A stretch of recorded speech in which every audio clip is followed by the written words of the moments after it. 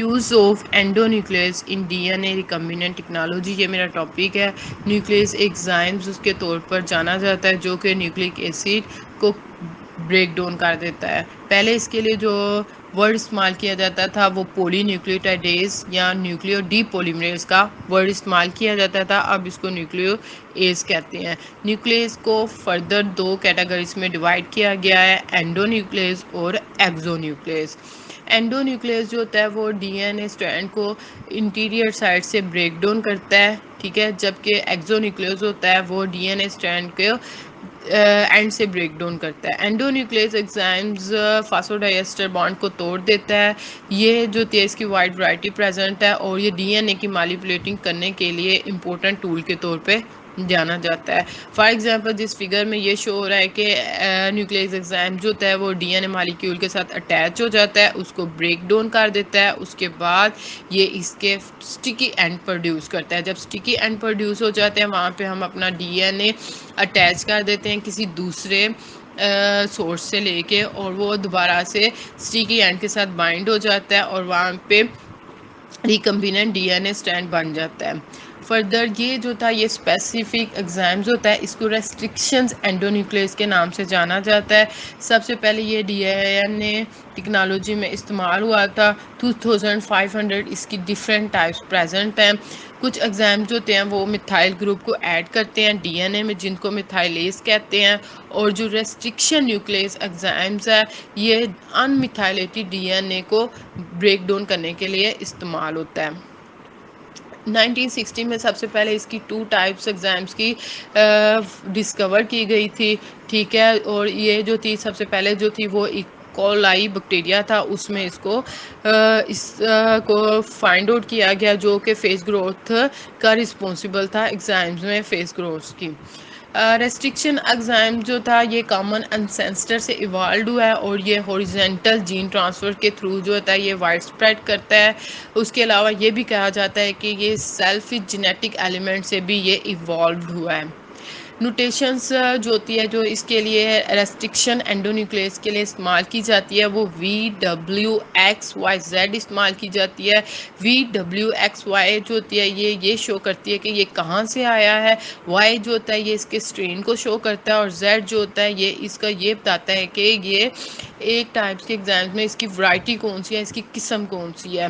For example Eco R1 Escherichia coli जो है वो इको को शो करता है और आर जो है वो स्ट्रेन को शो करता है और वन जो है ये शो करता है कि इसका नंबर क्या है, ये कब डिस्कवर हुआ था। इसकी ये फॉर एग्जांपल दिखाई गई है एब्रीवेशन। फॉर एग्जांपल ई एस्केरिशिया को शो करता है, ये इसकी जीनस है। कोलाई को स्पेसिफिक एपैथिक है। आर जो है ये इसके स्ट्रेन का बारे में बताता है और आई ये हमें बताता है कि ये सबसे पहले आइडेंटिफाई हुआ है। ये आई नहीं है, ये वन है। इसको मॉलिक्यूलर सीजर के तौर पे भी जाना जाता है। फॉर एग्जांपल वेक्टर को ये कट डाउन करता है, लेकिन इस जो मॉलिक्यूलर सीजर हम इसलिए कहते हैं कि ये हमें बताता है इसने किस साइड पे जाके कट करना है और इसके ये फ्रेगमेंट बना देता है, इसलिए हम इसको मॉलिक्यूलर सीजर के तौर पे भी इस्तेमाल करते हैं और इसको मॉलिक्यूलर सीजर भी कहा जाता है। फॉर एग्जांपल फिगर में शो है कि ये एक डीएनए का स्ट्रैंड है जिसको ये जो सीजर है ये शो कर रही है कि ये न्यूक्लियर एग्जाम्स है, इसको डिफरेंट साइज के फ्रेगमेंट में कट डाउन कर देगी और इसको हम इलेक्ट्रोफोर्सिस बैंड पैटर्न के थ्रू हम इसको आइडेंटिफाई कर सकते हैं। रिकॉग्निशन साइट्स, हर जो रेस्ट्रिक्शन एग्जाम्स होता है वो एक स्पेसिफिक सीक्वेंस होती है न्यूक्लियोटाइड पे, वहाँ पे जाके ये अटैच हो जाता है जहाँ पे ये इसने उसको ब्रेक डाउन करना होता है। फॉर एग्जांपल ये दो टाइप्स के एंड प्रोड्यूस करता है। फर्स्ट वन स्टिकी एंड होते हैं, second one blunt and. Sticking and जो होते हैं इसमें हम ये एक दूसरे के कम्प्लीमेंट्री होते हैं, जबकि जो ब्लंट एंड होते हैं ये एक दूसरे के कम्प्लीमेंट्री एंड नहीं होते। इसमें हम ये पूरा प्रोसीजर शो हो रहा है कि फॉर एग्जांपल हमारे पास डीएनए के और दो स्ट्रैंड हैं जो एक दूसरे के एंटी पैरेलल हैं। फॉर एग्जांपल यहाँ पे ये एक रिकॉग्निशन सीक्वेंस है जहाँ पे हमारा रेस्ट्रिक्शन एंजाइम्स अटैच हो जाएगा, इसके स्टिकी एंड प्रोड्यूस कर देगा। वहाँ पे हम किसी दूसरे सोर्स से डीएनए को अटैच कर देंगे।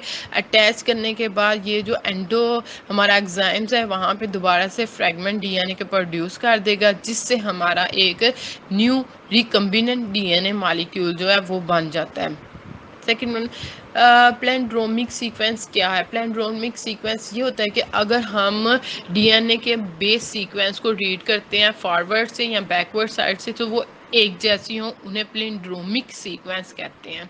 इसकी भी 2 टाइप्स हैं, एक मिरर लाइक प्लेंड्रोमिक है, दूसरा इन्वर्टेड रिपीट प्लेंड्रोमिक। मिरर लाइक में जो होता है जब हम उसको रीड करते हैं तो वो सेम होता है फॉरवर्ड डायरेक्शन से भी बैकवर्ड डायरेक्शन में, पर ये जो होता है वो सिंगल डीएनए स्ट्रैंड पे होता है। Next one, inverted repeated palindrome. इसमें क्या होता है, इसमें हम फॉरवर्ड और बैकवर्ड सीक्वेंस सेम होती हैं, लेकिन सेम ये होती हैं कम्प्लीमेंट्री स्टैंड पे, सिंगल स्टैंड पे नहीं होती, ये कम्प्लीमेंट्री स्टैंड पे होती हैं।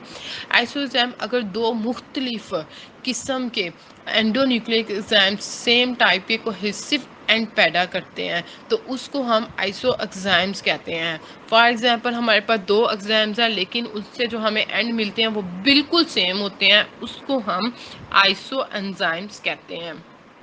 रेस्ट्रिक्शन मैपिंग ये हमें एक प्रोफाइल शो करती है कि कहाँ पे जो हमारा न्यूक्लियर एंजाइम्स है उसने जाके डीएनए पीस के साथ अटैच होना है, उसको कहाँ पे कट करना है। ये जो होता है ये लीनियर फॉर्म में भी होता है और सर्कुलर फॉर्म में भी होता है।